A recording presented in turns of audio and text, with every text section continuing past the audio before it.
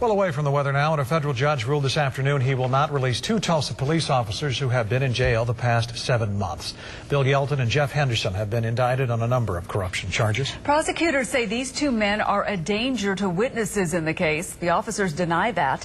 News on 6 crime reporter Lori Fulbright has the latest for us. Lori?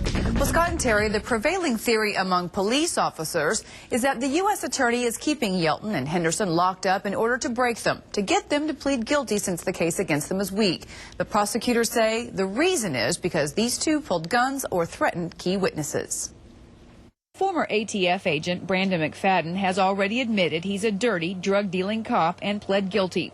In exchange for testifying against Jeff Henderson and Bill Yelton and others, he will likely receive probation.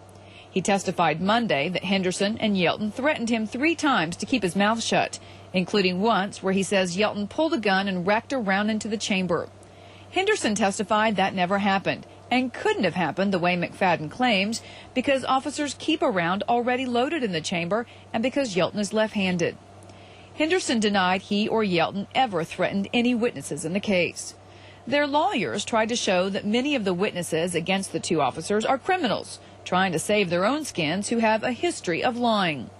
A former Tulsa County drug prosecutor testified he refused to let one of the witnesses in this case work as an informant in his cases because the man had lied about who shot him.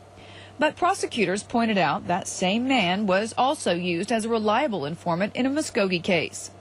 A Tulsa homicide detective testified another witness in this case, Fred Shields, admitted in a letter that he lied about Yelton being dirty. And in addition to already getting his drug case thrown out, he planned to make at least $1 million by suing the city. That same detective said another jail inmate told him that yet another witness against the officers admitted he lied about Yelton being dirty and now wanted to testify for Yelton. Yelton and Henderson's attorneys seem to be showing that federal prosecutors are building their case on the word of criminals. But prosecutors say there are numerous people who say those officers stole drugs or money from them, coached witnesses to lie, and many other crimes.